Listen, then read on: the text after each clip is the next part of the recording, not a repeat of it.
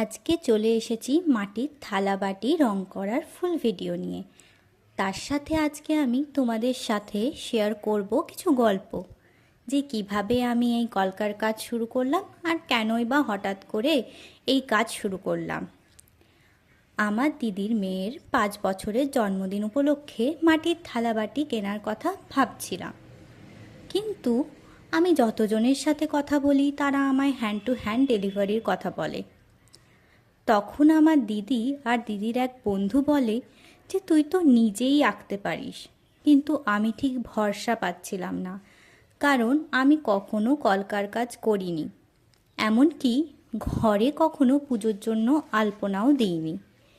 কিন্তু দিদির উৎসাহে আর খানিকটা নিজের ইচ্ছেতেও এটা ভেবে যে ঘরের লোকের জন্য করা কাজ ভুল ত্রুটি হলেও খুব ক্ষতি